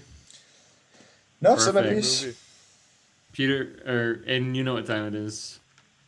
So, okay, the podcast is called Predator versus Movies. We've done the movie part. Now it's time to get into the Predator. Oh. So this is the part where we what do we do? Where we ask Where we the do question. what? He This is the forgot. part- This is the part where we ask the question: would the Predator from the movie Predator make this movie better were he to appear in it? What do you guys I don't think? know, man. Oh, you done. tell me. Okay. Yeah. Maybe. I think there's room. I 'cause Maybe. Yeah. like my issue is like there's not like a through line, and I think if there was like a guy hunting them the whole time, that might Sure. do something for it. Yeah. And I think they would be like all practical and stuff, like practical effects, and that'd be pretty fun. Yeah, I'd say go for it. Throw him in there. Yeah. I sure. Maybe he's one of the team. Yeah. Maybe he, maybe he, Maybe he has honor among his thief. oh yeah. It's funny, like that's the subtitle, by the way, like among thieves, and like they're not like really thieves, like because they don't really steal a lot. Like they're just stealing like the one, like it's the Yeah. one big heist. They're not like I think career thievists, thieves. they might Well, have they were, referred but to yeah. it during the flashback, like no honor among thieves or something. Like at the very beginning, I remember them mentioning it. So Yeah, there is a. but I it's like distinctly remember a scene where it's like we gotta go through all these Dungeons and Dragons, but we have honor among thieves. Like I love that line. Classic line. Yeah. No, but like if it's called honor among thieves, you should be a little more thievy. And then when someone's acting bad thiefy, On- you say, "Hey, there's no honor among thieves." And then that's juxtaposed. The thievy is juxtaposed with the honor. Yeah, yeah. all right, Predator. Anyways, What did you guys Predator watch? picks. What have we been Alex, watching? we'll start with you. Peter, what did you What did watch? you watch? Whoa. What did We're I all watch? pointing at each Okay. other. I actually last night I was on YouTube and I saw a Mean Girls clip. I was like, hey, I haven't seen that movie, so That's crazy. I ended up watching Mean Girls last night. Those I girls. thought it was okay. What did you it's very, think? It's very What? mid, to be honest. Like I've I actually get never it's- seen it either. I get it's very iconic, you know, like the What? Jingle Bell Rock and everything. But I honestly thought the musical that Alex and I have seen in New York was a lot better compared to the movie. Like, That's I feel like crazy. Dude, I feel like Lindsay Lohan is just not very into it. Like during the movie, she's so monotone like half the time. Wow. Mean No man. I'm a Mean Girls supporter. Mean Girls is great. It's endlessly which quotable. Hmm? Sure, but like movies versus the play, which one do you like more? I like the play more I personally. don't know. I think that's what you've seen first. So like you kind of Yeah, like you have the reverse Yeah. like source material bias. So I don't know. I probably like the movie better. I don't know. I think the musical was fun, and I tend to like musicals, but I don't know. I do think that like the movie is the progenitor, and like the jokes are like better because like film comedy is better. Yeah, Well, that might that's actually just be me. why. Because, like, I didn't laugh that much during the movie. I was just, like, small chuckles. But, like, during the play, I was actively laughing. So, I don't maybe know. that's why. Like, jokes don't feel fresh anymore because they're very similar. Well, they're very similar because they're just copying The same the jokes. same jokes. Yes, I think it's written by the same Oh, person yeah. as well. Tina Fey wrote both. Yeah. So, Oh really? Yeah, yeah. yeah. What else have you watched, Peter?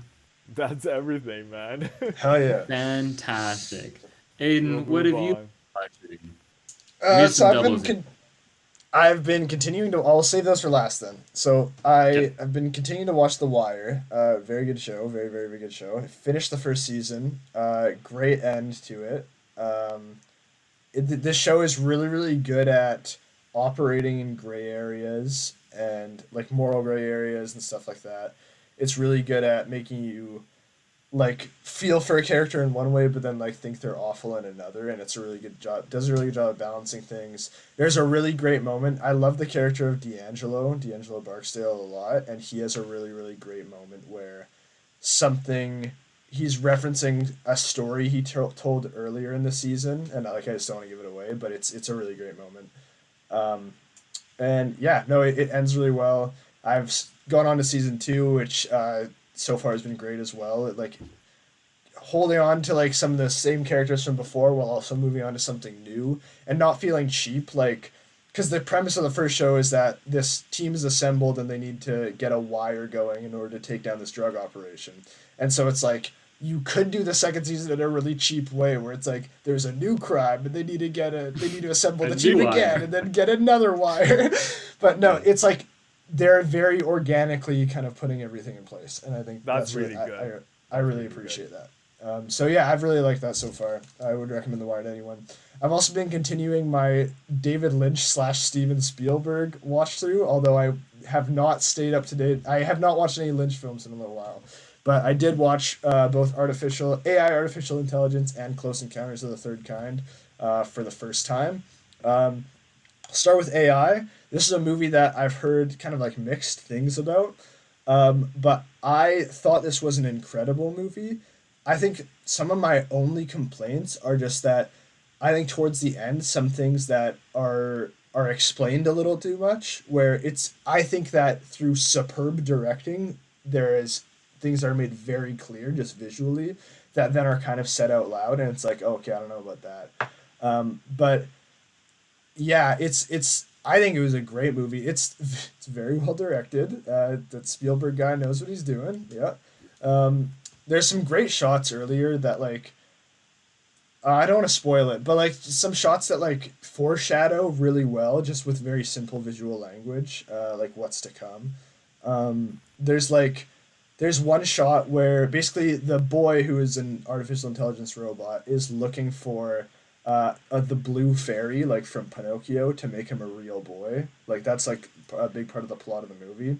And there's one particular shot where it's through a window and it's the face of the blue fairy superimposed onto the boy, and Oh, that's awesome. it's like incredible, and like the amount of meaning that it delivers just in a little thing. I don't want to give away too much, but I think that it's a great movie.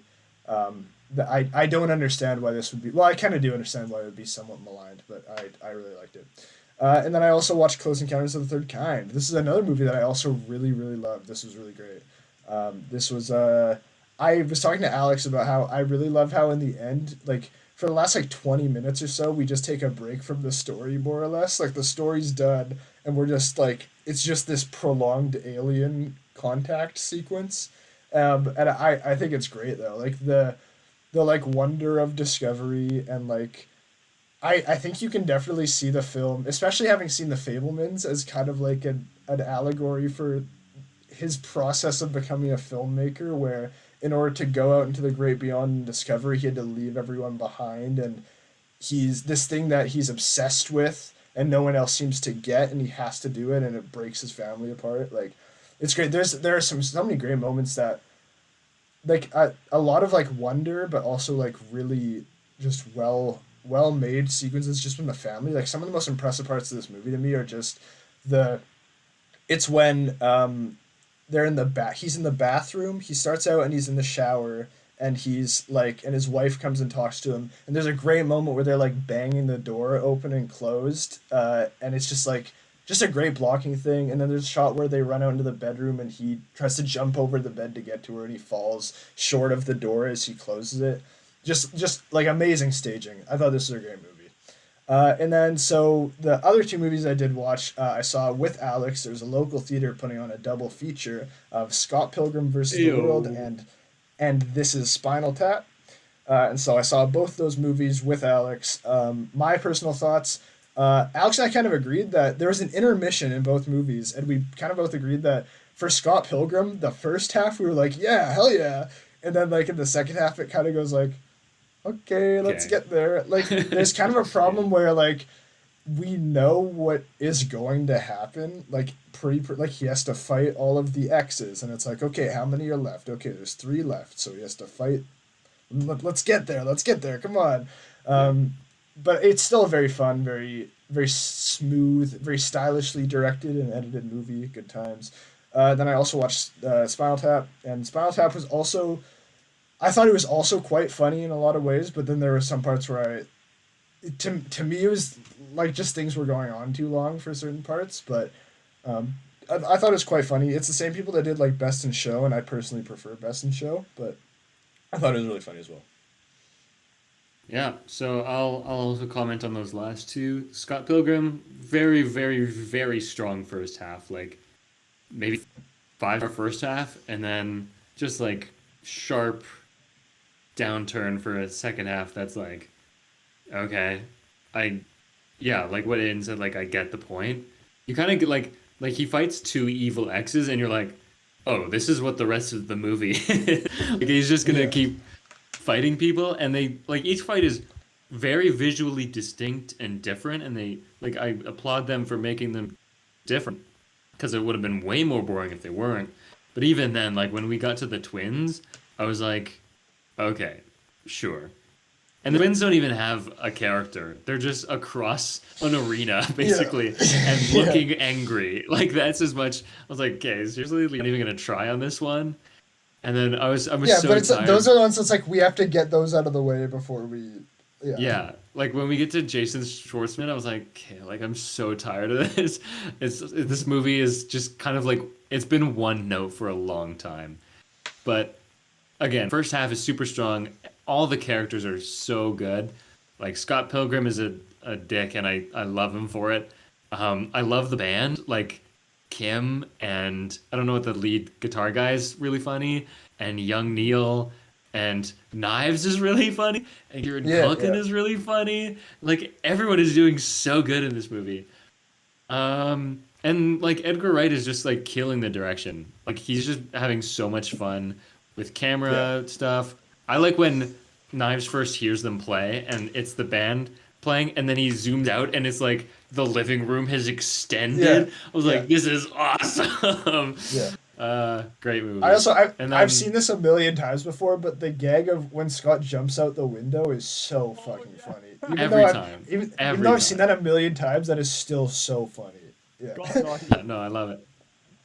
Also, like I love the line when he's reading the email that's describing the challenge, like the evil exes are gonna kill, and like we're reading it and we understand, like, oh, he's in trouble, and he's just like, this is so boring. And then deletes the email. Yeah. That is so funny to me.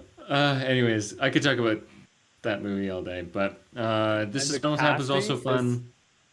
dude, I Yeah, just want the to casting is one on. comment on the casting. Casting is elite. Everyone Yeah. fits their character so well. Yeah.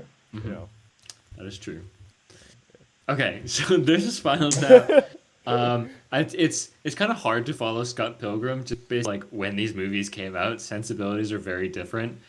Scott Pilgrim is very high energy and like lots of jokes in rapid succession, Yeah. and this is Spinal Tap is like much quieter and subtler comedy.